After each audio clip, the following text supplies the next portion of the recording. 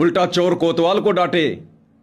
90 degree वाले पत्रकार प्रवीण जी ने जब ये सच्चाई संगत में बताई कि हो सकता है कुछ नादान भक्तों की जान बच जाए, हकीकत जो उसने अनुभव की, अपने आंखों से देखा इन आश्रमों में जा जाकर, संत रामपाल जी के परिवार उनके रिश्तेदारों की संगति करके जो उसने अनुभव किया कि ये लोग तो सतगुरु की एक भी मर्यादा पर नहीं चलते, ये भगत तो केवल संगत के ऊपर चौधरी बने बैठे हैं, ठेकेदार बने बैठे हैं, ये खुद भक्ति के निकट भी नहीं है, भक्ति का जो है वो किरका भी इन लोगों के पास नहीं है। उसने सतलोक आश्रम धनाना में देखा, सतलोक आश्रम करोथा में देखा, लड़ाई झगड़े, और कह रहे हैं कि संत रामपाल जी के क्या आदेश हैं, इससे कोई फर्क नहीं पड़ता, इन आश्रमों में जो हम चाहेंगे वो होगा। इस पत्रकार ने देखा भैया यहां तो काल बैठा है, काल निकल ले यहां से, नहीं तो तेरी भी दुर्गति होगी। और आज वो अपने उस पाप को धो रहा है। कौन सा पाप? उसके वीडियो देख देख कर भी ना जाने कितने लोग इन आश्रमों में गए होंगे। आज वो अपने पाप कर्मों को धो रहा है सच्चाई बता के। और जो इस सतभक्ति मार्ग पर सच्चाई बताता है, सतगुरु उसका बाल बाका नहीं होने देता, बाल भी बाका। अरे सतलोक आश्रम वालों इतने डरे हुए क्यों हो? वो सच्चाई बता रहा है और तुम आए दिन उसके घर पर जाकर उसको डरा रहे हो, उसको धमका रहे हो। और क्या कह रहे हो वहां जाकर? हमारे तो बच्चे भी 2-2 किलो पीतल रखते हैं। 2-2 किलो पीतल का मतलब है, ये सतलोक आश्रम वाले गुरु के परिवार वाले कह रहे हैं उसको डरा धमका के कि हमारे तो बच्चे भी हथियार रखते हैं, संभल जा, सुधर जा। जो गोलियां होती हैं वो पीली पीली होती है पित्तल की। तो सतलोक आश्रम वाले कह रहे हैं उस प्रवीण पत्रकार के घर पर जाकर कि भाई देख ले, हमारे तो बच्चे भी 2-2 किलो पीतल रखते हैं, यानी हथियार लेके घूमते हैं। उसको डरा रहे हैं कि तू सच्चाई मत बता, चुप हो जा, हमारे धार्मिक धंधे को चलने दे। वो प्रवीण पत्रकार तुम्हारे बाप का गुलाम नहीं है। उसको सतगुरु ने खड़ा किया तुम्हारी धोती धोने के लिए। तुम्हारी धोती धो रहा, धोती धोएगा, तुम्हारी औकात नहीं है। अरे मैं पवन दास पिछले 10 वर्षों से, और तुम लोगों का वो पाखंड उजागर कर दिया जो कोई सोच भी नहीं सकता था। और तुम लोगों ने भी वो कुकृत्य किए हैं, तुम लोगों ने भी वो जाल फैला लिया जो कोई फैला नहीं सकता। 3-3 बार मेरी मर्डर की प्लानिंग, 4-4 मुकदमे, इस 8 तारीखों पर जाता हूं तो अपने गुंडों को भेज देते हो मार पिटाई करने के लिए। क्या उखाड़ पाए, क्या बिगाड़ पाए? सिर पर साईं सत्य है तो को क्या भय रे। जब तक मैं मर्यादा में हूं, मेरी नीयत सही है, तुम जैसे कुतरू मेरा बाल भी बाका नहीं कर सकते। मैं अपने सतगुरु के ऊपर विश्वासरत हूं। मैं दुनिया से उम्मीद नहीं करता, मैं पुलिस प्रशासन से उम्मीद नहीं करता, मैं कोई जजों से उम्मीद नहीं करता, मैं समाज से उम्मीद नहीं करता। मैं अपने सतगुरु के ऊपर अडिग हूं, दृढ़ हूं। मेरे सतगुरु का वचन है कि बच्चों तुम्हारे ऊपर अब काल का विधान लागू नहीं है। अगर मर्यादा में रहोगे तो इस काल की औकात नहीं है जो घूर के भी देख ले। जब तक सतगुरु की मर्यादा में हूं, जिस दिन मर्यादा तोड़ दी बक्कल उतार देगा। सतगुरु का नियम है, फिर सतगुरु फिर पीछे मुड़ के नहीं देखेगा, कोई ढाल नहीं अड़ाएगा। मर्यादित भगत के लिए परमात्मा काल की खोपड़ी लाल कर देगा। तो उस प्रवीण के साथ में सतगुरु है, उसको परमात्मा ने खड़ा किया, वो अपनी मर्जी से खड़ा नहीं हुआ। 1 साल तक सतगुरु ने इन आश्रमों में इसलिए भेजा था ताकि वो सच दृढ़ता के साथ कहने की हिम्मत कर सके आंखों देखकर। और तुम गुंडे मवालियों की भांति जा जाकर उसको धमका रहे हो, उसको डरा रहे हो। वो डरने वाली चीज नहीं है। तुम डराते हो दबे कुचले भक्तों को, गरीब भक्तों को, बिहार, झारखंड, उत्तर प्रदेश के भक्तों को। तुम उनको डरा सकते हो, उनको धमका सकते हो। ये तुम्हारे पीले पर्चों का डर संगत में है, तुम्हारी गीदड़ बबकियों का डर संगत में है, और उनको नहीं डरा सकते तुम। और अब तो ना जाने कितने प्रवीण खड़े होंगे, अभी तो ना जाने कितने प्रवीण खड़े होंगे। घर घर में पवन पैदा होंगे, घर घर में प्रवीण पैदा होंगे। कितनों को पीतल दिखाओगे? ये तुम्हारा सोना चांदी पीतल सारा धरा का धरा रह जाएगा, धरा का धरा। तो अभी कुछ ही दिन पहले प्रवीण ने उस करोथा आश्रम में जो घटना घटी थी, आपस में जो धक्का मुक्की हुई थी दान के पैसों को लेकर, संत रामपाल जी के रिश्तेदारों के बीच में, उनके परिवार के बीच में, और सतलोक आश्रम करोथा की कमेटी के बीच में, उसने वीडियो बनाया था, हकीकत बताई थी कि ये दुनिया को क्या संदेशा देंगे, क्या शिक्षा देंगे, जब खुद ये लोग माया के पुजारी हैं, माया के गुलाम हैं। तो सतलोक आश्रम वालों ने धनाना के मेन गेट पर बैठकर एक और वीडियो बना दिया, घर की भाई लिखने वाला काका जो मर्जी लिखो, कौन हाथ पकड़ने वाला है। ये ज्यादा दिन नहीं चलेगा पाखंड। अब एक नया वीडियो वायरल कर दिया इन्होंने आज। ये 4 मूर्तियां बैठी हुई हैं, गली का कुत्ता भी इनको जानता नहीं, मान बढ़ाई के लिए आ जाते हैं, क्या बोल रहे हैं इनको पता नहीं। ये किराए के इन्होंने ये पत्रकार ले लिए, और वो जैसा कि वो परवीन भाई कहता है, हाथ में पकड़ के फूकनी, और अपने आप को ये जो है बहुत बड़ा कोई पत्रकार समझ बैठते हैं, रवीश कुमार समझ बैठते हैं अपने आप को। तो क्या कह रहे हैं ये पत्रकार सा न्यूज वाला, सर वो जो 90 डिग्री वाला जो खोखला पत्रकार है, खोखला, अरे खोखला तो तुम्हें करेगा, वो खोखला तो तुम्हें कर रहा है, तब जाकर तुम्हारी पैंट गिल्ली हो रही है, अब तुम्हारी पतलून गिल्ली हो गई, तुम्हें सफाई देने के लिए बार बार वीडियो बनाने पड़ रहे हैं। टहल का मचा दिया उसने हरियाणा में संगत के बीच में। सही समय पर परमात्मा सही चोट मरवाता है। सर वो 90 डिग्री वाला परवीन पत्रकार, खोखला पत्रकार, वो सतलोक आश्रम कमेटी के ऊपर पैसों के गबन को लेकर आवाज उठा रहा है, आरोप लगा रहा है। आप लोग क्या कुछ कहना चाहेंगे? और फिर ये सतलोक आश्रम का अपने आप को जो सेवादार कहता है, ये क्या भाषण दे रहा है, क्या भाषण दे रहा है ये? सुन लेते हैं एक बार इसी के मुख से, सुनिएगा भाई और बहनों। नमस्कार दर्शकों, अभी हम आए हैं धनाना धाम आश्रम सोनीपत में। हमने 90 डिग्री के खोखले पत्रकार परवीन जी का एक वीडियो देखा, जिसमें उन्होंने संत रामपाल जी महाराज जी के रिश्तेदारों पर पैसे के गबन का एक संगीन आरोप लगाया है। तो उसी आरोपों की सच्चाई जानने के लिए, उसकी तह जानने के लिए हम आए हैं धनाना धाम की आश्रम कमेटी के पास में, और उनसे उन तमाम आरोपों के बारे में जानते हैं जो उसने संगीन आरोप लगाए हैं। नमस्कार सर। सत्साहेब जी। सर, जिस तरह से 90 डिग्री के जो खोखले पत्रकार परवीन जी है, उन्होंने संत रामपाल जी महाराज के रिश्तेदारों पर 25 लाख रुपए गबन करने का आरोप लगाया है, इस आरोप में कितनी सच्चाई है? ये आरोप जी बिल्कुल बेबुनियाद है जी। संत रामपाल जी महाराज जिनको जानते नहीं, उन किसानों के लिए अरबों की मदद कर रहे हैं, तो वह रिश्तेदारों के लिए 25 लाख क्या 25 करोड़ की मदद कर सकते हैं संत रामपाल जी महाराज। और जो अजीत पे उन्होंने आरोप लगाए हैं, क्या कह रहा है ये भाई साहब? ये बिना सींग का जानवर क्या कह रहा है कि संत रामपाल जी अपने रिश्तेदारों को 25 लाख तो क्या 25 करोड़ की मदद कर सकते हैं। भाई और बहनों, इन्होंने संत रामपाल जी को केवल अपना जैसा 2 कोड़ी का जीव समझ रखा है। साधु शब्दा पर रखिए दुख पड़े घर नार, सूर वीर जद जानिए रण बाजे तलवार, वाणी ही से पहचानिए कुटिल नीत की घात, अंदर की करनी की निकले मुंह से बात। ये जो गंदी गंदी डकार मार रहे हैं ना ये लोग अज्ञान की, क्या कह रहा है? संत रामपाल जी अपने रिश्तेदारों के लिए 25 लाख तो क्या 25 करोड़ भी कुर्बान कर सकते हैं। क्यों भाई, क्या समझ रखा है तुमने संत रामपाल जी को? पक्षपाती। तुम्हारी गंदी जुबान से ये शब्द निकल कैसे गए? संगत में भगत तुम्हारे इस स्टेटमेंट को सुनेंगे तो क्या समझेंगे? अरे संत रामपाल जी कभी किसी के साथ में पक्षपात नहीं करते। उनके लिए चाहे उनका बेटा बेटी हो, चाहे रिश्तेदार हो, चाहे आम संगत का सामान्य भगत हो, सबकी सब उनकी आत्मा है। सतगुरु के लक्षण 4 बखाना, प्रथम वेद शास्त्र को ज्ञाना, दूजे हरि भक्ति मन कर्म वचन बानी, और तीजे समदृष्टि जानी। तीसरा जो गुण है सतगुरु का, लक्षण है, वो है समदृष्टि। सतगुरु अपने सभी भक्तों के प्रति समदृष्टि भाव रखता है। क्यों मदद कर देंगे संत रामपाल जी 25 करोड़ की, जिन्होंने संत रामपाल जी के मिशन का भट्ठा बैठा दिया, सत्यानाश कर दिया उनकी संगत का, उनके ऊपर 25 करोड़ कुर्बान कर देंगे? इतनी चापलूसी क्यों कर रहे हो भाई? मेहनत करके नहीं खाई जा रही क्या? इतनी चापलूसी अपने बाप की करो, अपने सतगुरु की करो, उनकी महिमा करो, बेड़ा पार हो जाएगा। उनके रिश्तेदारों की इतनी चापलूसी क्यों?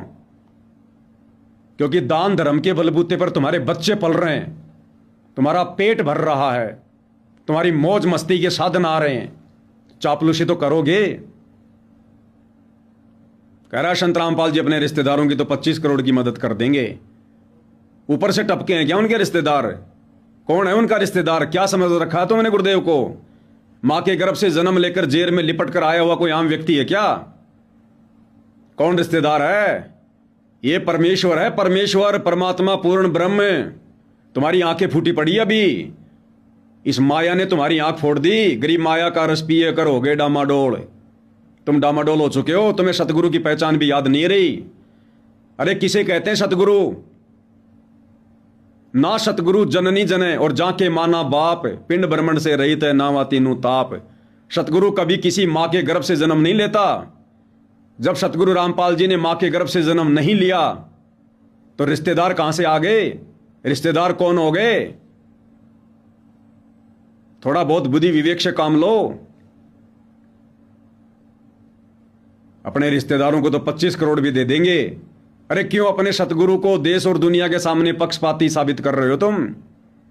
अगर बोलने का होश नहीं है, बुद्धि विवेक नहीं है, तो फूकनी के सामने मुंह करके बोलना जरूरी है क्या? ये गंदी डकारे मारना जरूरी है क्या? आगे क्या कह रहा है? बेबुनियाद है जी, क्योंकि डिगल गांव में आरओ का प्लांट लगा है और एक गौशाला का शेड बनने लग रहा है। आरओ क्यों बनाया भाई? किस खुशी में बनाया है? किस खुशी में बनाया है? भगत बेचारे नाम उपदेश लेकर भक्ति करते करते 2 टाइम की रोजी रोटी भी ढंग से नहीं खा पा रहे, और झज्जर गांव में आरओ का प्लांट लगा दिया। क्यों भाई? भगत तो बेचारे मटके का पानी पी रहे हैं। सतलोक आश्रमों में आने वाले भगत तो बेचारे होद का पानी पी रहे हैं, और झज्जर में ये लोग गांव वालों के लिए आरओ लगा रहे हैं 25 लाख का। क्यों भाई? अरे फूटी ज्ञान विवेक की अंधा है जगदीश, चंपाकली को 500 मनी राम को 30। कब तक निभेगी? कर लो जितनी बकवाद करनी है उतनी। ये परीक्षा का समय है, सतगुरु कुछ नहीं कहेगा। तुम जो कहोगे सतगुरु वही जवाब देगा। जेल में जाकर कहोगे गुरुजी पवन दास को गोली मार दें, गुरुजी कहेंगे बेटो देख लो, मार सको तो मार दो, मैं क्यों मना करूंगा। गुरुजी पवन दास ने नाम देना शुरू कर दिया, आश्रम खोल दिया, वो गुरुद्रोही हो गया। ठीक है भाई, गुरुद्रोही हो गया। इस परीक्षा के समय में जो मर्जी सतगुरु से जाकर प्रार्थना करोगे और जैसा तुम जवाब चाहोगे सतगुरु वैसा ही जवाब देगा। परीक्षा के समय में विद्यार्थी अगर टीचर से पूछेगा कि गुरुजी भारत की राजधानी बंबई लिख दूं क्या, तो सबको पता है परीक्षा के हॉल में टीचर कभी भी ये नहीं कहेगा कि नहीं दिल्ली लिख। वो ये कहेगा कि भाई जैसा तेरे को समझ में आता है वैसा लिख दे। वो टीचर नहीं बताएगा। जो टीचर साल भर तक बताया करता था वो परीक्षा के समय में नहीं बताएगा, अगर असल में टीचर होगा तो इस समय सतगुरु रामपाल जी हम सबकी परीक्षा ले रहे हैं, जो ज्ञान हमें 20 वर्षों से समझाया। इस समय सतगुरु रामपाल जी हमें कुछ भी दिशा निर्देश नहीं देंगे, हमारा किसी भी प्रकार से मार्गदर्शन नहीं करेंगे। जैसी तुम प्रार्थना लेकर जाओगे वैसा ही वो अंतर्यामी तुम्हें जवाब देगा। और इसी खेल को तुम लोग समझ नहीं पा रहे, इसी काल प्रेरणा में तुम लोग धोखा खा रहे हो कि गुरुजी हमारे साथ हैं, गुरुजी हमारे साथ हैं। हम जो भी प्रार्थना गुरुजी के पास लेकर जाते हैं कि गुरुजी स्टेडियम बनवाते हैं, गुरुजी जाटों की धर्मशाला बनवा रहे हैं, गुरुजी अयोध्या में भंडारा लगा रहे हैं, गुरुजी परशुराम की जयंती में जा रहे हैं, गुरु तुम्हें मना नहीं करेगा, क्योंकि यह परीक्षा चल रही है। गुरु देखना चाहता है कि कल को मेरी गैर हाजिरी में मेरे मिशन को किस प्रकार से चलाएंगे। तो गुरु अपनी गैर हाजिरी में जिनके हाथों में मिशन दे के जाएगा उनकी छटनी कर रहा है, परीक्षा ले रहा है। लाखों की भीड़ है ना। अरे जहां जहां गुरु शिष्य का नाता होता है वहां परीक्षा होती है। परीक्षा केवल छटनी के लिए होती है। 650 साल पहले भी परमात्मा ने छटनी की 64 लाख की। क्या कहा कि जब तक नकली शिष्य पार नहीं होगा तब तक गुरु भी पार नहीं होता। ये गुरु तो अविनाशी है, अकाल मूर्ति है, इसके ऊपर नियम लागू नहीं होता, लेकिन आध्यात्मिक नियम के अनुसार परमात्मा ने फॉलो करना पड़ता है। तो 650 साल पहले भी परमात्मा ने परीक्षा ली कि भड़वा भड़वा सब कोई कहे कोई न जाने खोज, दास गरीब कबीर करम यो बाटे सिर का बोझ। 650 साल पहले भी भक्ति नियम अनुसार उन्होंने संगत की परीक्षा ली, छटनी की, एक भी नहीं बचा। आज सतगुरु रामपाल जी हमारे गुरुदेव हैं, हम उनके शिष्य हैं, गुरु शिष्य का नाता है। और जहां गुरु शिष्य का नाता होगा परीक्षा होगी, परीक्षा में छटनी होगी। गरीब कच्चा हीरा किरच हो नहीं सहे घनमार, ऐसा ये मन हो रहा लेखा लेकर तार। क्यों नहीं समझ रही है नादान संगत कि वर्तमान में तुम्हारी छटनी हो रही है और तुम लोग लगातार गुरु के परिवार के चक्कर में आकर भक्ति विरुद्ध कर्मों में आर्थिक और शारीरिक रूप से सहयोग देकर अपनी विकेट पे विकेट गिरा रहे हो, क्योंकि संगत का बुद्धि विवेक समाप्त हो चुका है। तो क्या कह रहा है, झज्जर में एक आरओ लगा दिया, आरओ का प्लांट लगा दिया 25 लाख का, 1 करोड़ हमने गौशाला में दे दिए, गौशाला की शेड बना दे रहे। क्यों बना दी?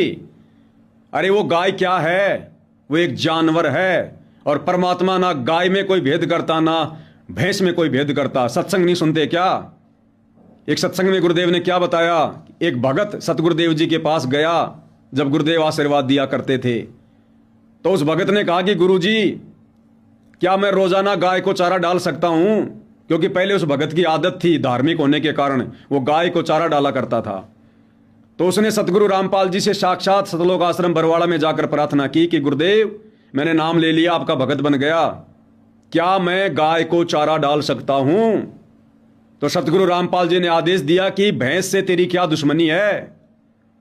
अरे गाय दूध देती है, भैंस भी दूध दे रही है, भैंस से तेरी क्या दुश्मनी है भाई? तो वो सतगुरु रामपाल जी आज गौशाला के लिए करोड़ों रुपए शेड लगाने का कैसे आदेश दे देगा? ये सारे के सारे मनमुखी कार्य हो रहे हैं, मनमुखी कार्य। ऐसे ही सतलोक आश्रम बरवाड़ा में मां दुखी थे सतगुरु रामपाल जी अपने परिवार के कुकृत्यों को देखकर, और सतगुरु बार बार कुछ भक्तों को कह दिया करते थे कि ये जो हजारों जो किलोमीटर से भगत आ रहे हैं, ये यहां पर सतलोक आश्रम बरवाड़ा में मेरा दूध पीने आते हैं, भक्ति रूपी दूध, सत्संग रूपी दूध, और जो मेरे पास में रहते हैं ये चीचड़ हैं, ये मेरा खून पीते हैं, मेरा खून। ऐसे ही बिहार की एक बूढ़ी सी माई दर्शनों के समय गुरुदेव के पास गई, और माई को भी वही वहम था जो वहम वर्तमान में लाखों की संगत को है, सतगुरु के परिवार को लेकर, कि ना जाने ये तो तीनों देवता नीचे उतरे हुए हैं। तो माई ने देखा कि सतगुरु जी के आसपास बहुत सारे भगत हैं, कोई बंदूक लेकर चल रहा है, कोई क्या कर रहा है। तो माई ने गुरुदेव से कहा कि गुरुदेव सबसे पहले तो यही पार होंगे जो आपके इर्द गिर्द 24 घंटे घूमते रहते हैं, दिन में 50 बार दंडोत करते हैं, 5 बार आपके हाथ से प्रसाद ले रहे हैं। हे मालिक, सबसे पहले तो यही आत्माएं पार होंगी। तो सतगुरुदेव ने कहा कि बेटी, डॉक्टर के पास में सबसे नजदीक कौन सा मरीज रहता है? तो इतना तो ज्ञान था ही। माई ने कहा कि डॉक्टर के पास सबसे नजदीक वो मरीज रहता है जो ज्यादा बीमार होता है, जो कोमा में होता है। तो गुरुदेव ने कहा कि बेटी, ये सबसे बड़े मरीज हैं, ये जो तुम्हारे को ये बड़े बड़े भगत दिखाई दे रहे हैं, मेरे बेटा बेटी दिखाई दे रहे हैं, ये मरीज हैं, ये कोमा में है, कोमा में। बेटी, अगर मैं इनको अपने पास ना रखूं तो काल इनको कब का उठा ले जाए। तो माई ने तो कान पकड़ लिए और गुरुदेव ने कहा कि जाकर माड़ा हाथ में लेके सुमन कर ले, इन चक्करों में मत पड़ना। ऐसे ही एक भगत था, उसने देखा कि मैं भी सतगुरुदेव जी के पास में कोई विशेष सेवा लूं, मैं भी डी में सेवा लूं। दर्शनों के समय गुरुदेव के पास में गया, कहा कि गुरुदेव दास को डी गेट पर सेवा दे दो। तो गुरुदेव ने कहा कि चौधरी बनना है कि भगत बनना है? आश्रम में चौधरी बनने आया कि भगत बनने आया है? तो भगत समझा नहीं, नीचे गर्दन कर ली। तो गुरुदेव ने कहा कि ये चौधरी हैं सारे के सारे, भक्ति नहीं है इनके पास में, तने चौधरी बनना है कि भगत बनना है? चुपचाप आ गया भगत।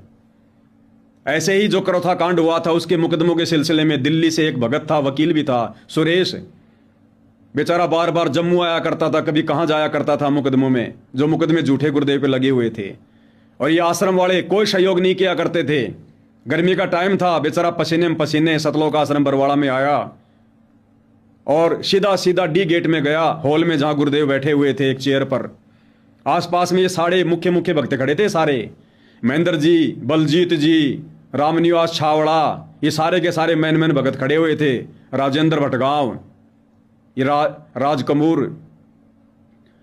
तो बड़ा दुखी था वो, क्योंकि ये सारे के सारे उसका कोई विशेष कोई उसकी कोई जो है मदद नहीं कर रहे थे, सारी भागेदौड़ी वही कर रहा था। तो सुरेश वकील ने आकर गुरुदेव को चरणों में दंडवत किया और निराश होकर गुरुदेव के चरणों में बैठ गया। और सुरेश ने कहा इन लोगों की तरफ उंगली करते हुए कि गुरुदेव ये आपको परमात्मा नहीं मानते, हे गुरुदेव ये आपको परमात्मा नहीं मानते। तो गुरुदेव ने दुखी मन से घुटनों पर हाथ रखकर खड़े होते हुए कहा कि सुरेश तू परमात्मा की बात करता है, ये तो मुझे गुरु भी नहीं मानते। तो भाई और बहनों, ये है अंदर की राम कहानी। घर का जोगी जोगना, बाहर का जोगी सिद्ध। और हरियाणा में कहावत है, दीपक तले हमेशा अंधेरा रहता है।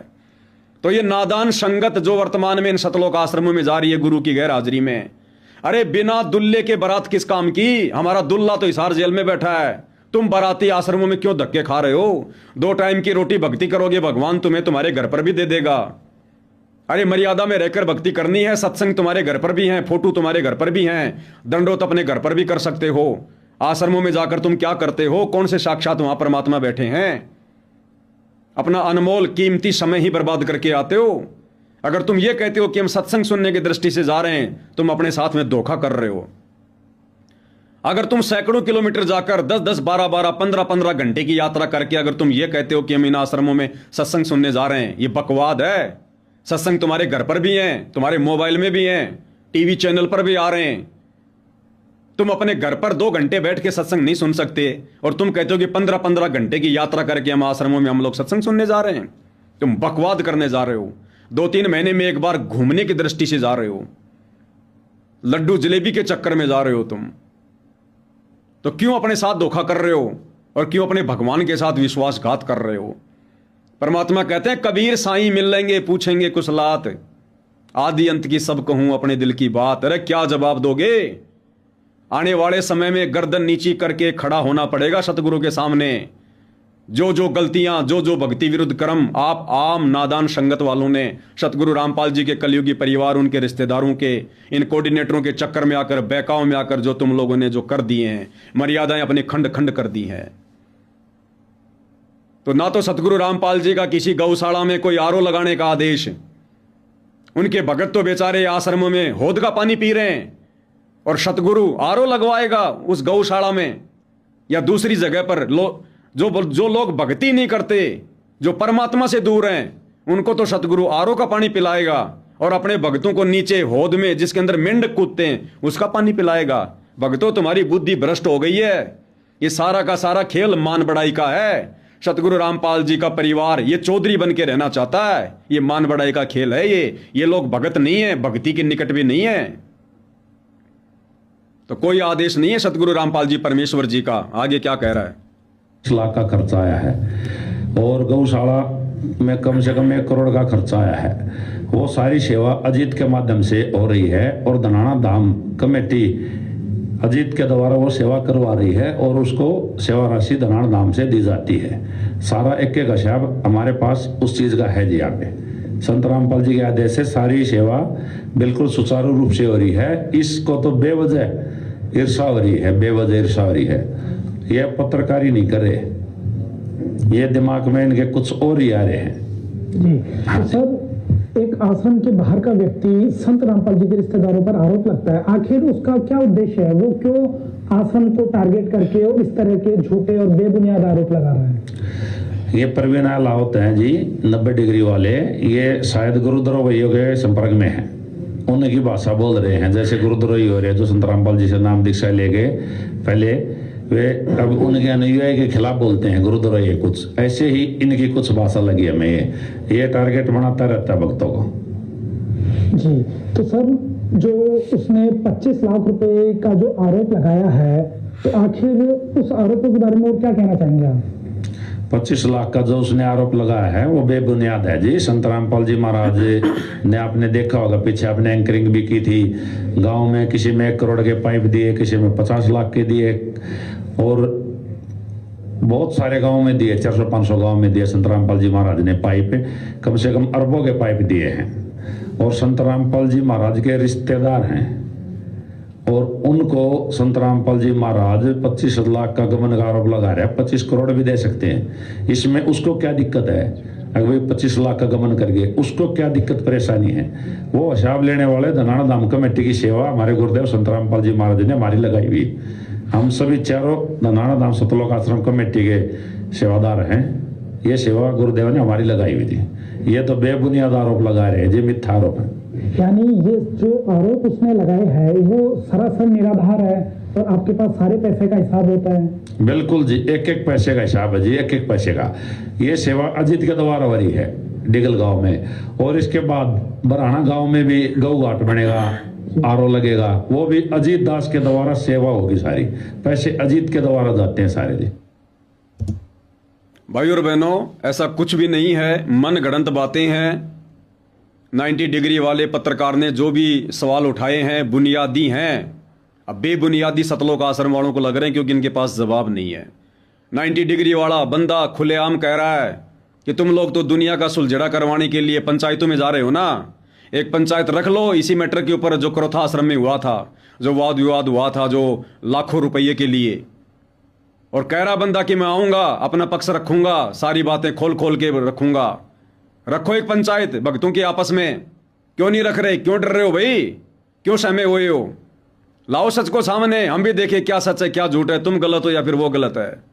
लेकिन ऐसा तुम लोग नहीं करोगे क्योंकि झूठ के पाव नहीं होते।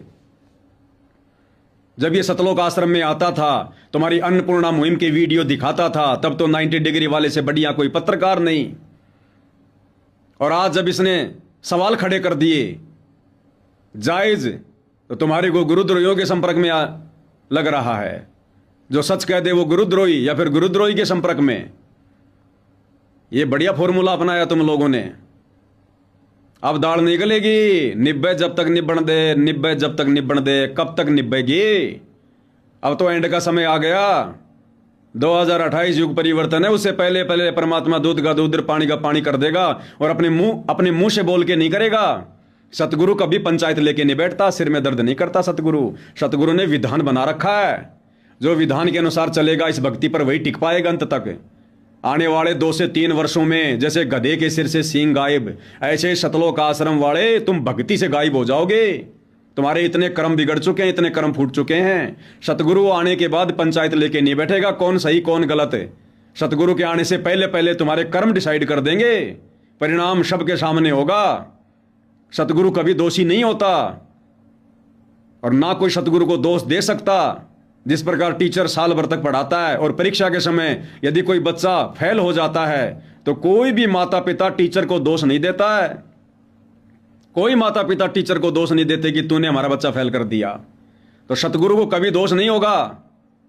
सतगुरु ने जो फॉर्मूला लागू कर रखा है हिसार जेल में बैठकर जो परीक्षा ले रहा है, तुम्हारे कर्म अपने आप साबित कर देंगे तुम क्या थे क्या नहीं हो।